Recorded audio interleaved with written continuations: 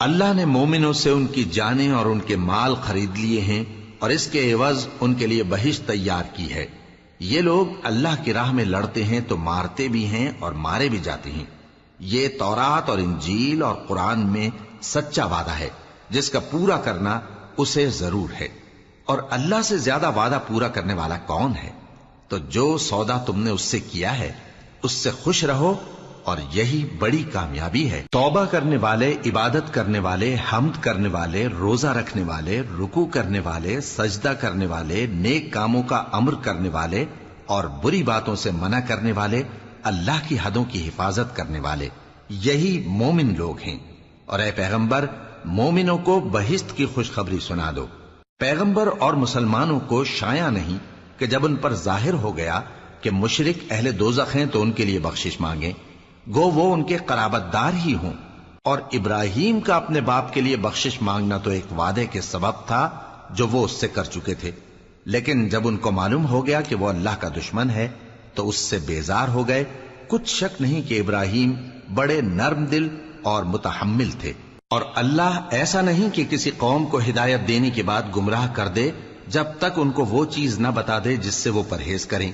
بے شک اللہ ہر چیز سے واقف ہے۔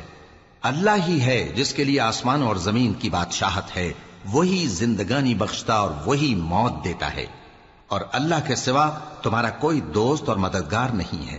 بے شک اللہ نے پیغمبر پر مہربانی کی اور مہاجرین اور انصار پر، جو باوجود اس کے کہ ان میں سے بعضوں کے دل پھر جانے کو تھے، مشکل کی گھڑی میں پیغمبر کے ساتھ رہے۔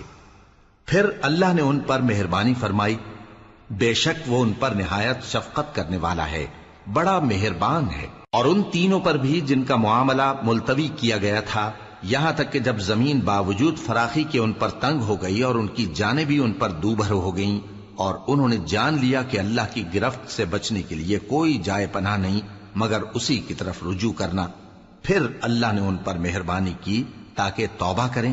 بے شک اللہ توبہ قبول کرنے والا ہے، مہربان ہے۔ اے اہل ایمان، اللہ سے ڈرتے رہو اور راست بازوں کے ساتھ رہو۔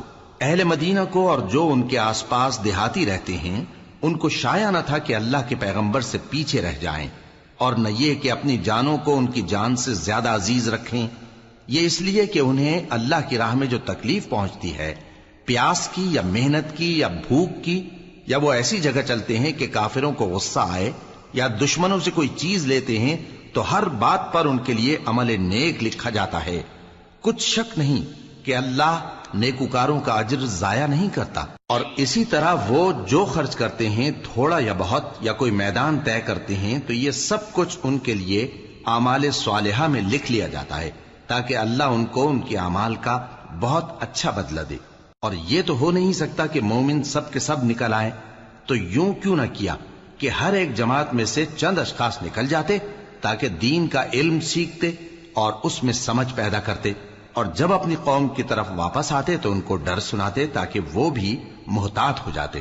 اے اہل ایمان، اپنے نزدیک کے رہنے والے کافروں سے جنگ کرو، اور چاہیے کہ وہ تم میں سختی پائیں، اور جان رکھو کہ اللہ پرہیزگاروں کے ساتھ ہے۔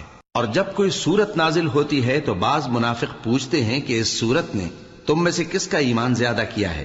سو جو ایمان والے ہیں ان کا تو ایمان زیادہ کیا، اور وہ خوش ہوتے ہیں، اور جن کے دلوں میں بیماری ہے تو ان کی خباثت کو اور بڑھا دیا، اور وہ مرے بھی تو کافر کے کافر۔ کیا یہ دیکھتے نہیں کہ یہ ہر سال 1 یا 2 بار بلا میں پھنسا دیے جاتے ہیں، پھر بھی توبہ نہیں کرتے اور نہ نصیحت حاصل کرتے ہیں؟ اور جب کوئی سورت نازل ہوتی ہے تو ایک دوسرے کی طرف دیکھنے لگتے ہیں اور پوچھتے ہیں کہ بھلا تمہیں کوئی دیکھتا ہے؟ پھر پیٹ پھیر جاتے ہیں۔ اللہ نے ان کے دلوں کو پھیر رکھا ہے کیونکہ یہ ایسے لوگ ہیں کہ سمجھ سے کام نہیں لیتے۔ لوگوں، تمہارے پاس تمہیں میں سے ایک پیغمبر آئے ہیں، تمہاری تکلیف ان کو گراں معلوم ہوتی ہے اور وہ تمہاری بھلائی کے بہت خواہش مند ہیں، اور مومنوں پر نہایت شفقت کرنے والے ہیں، مہربان ہیں۔ سو اگر یہ لوگ پھر جائیں اور نہ مانیں تو کہہ دو کہ اللہ مجھے کفایت کرتا ہے، اس کے سوا کوئی معبود نہیں، اسی پر میرا بھروسہ ہے، اور وہی عرش عظیم کا مالک ہے۔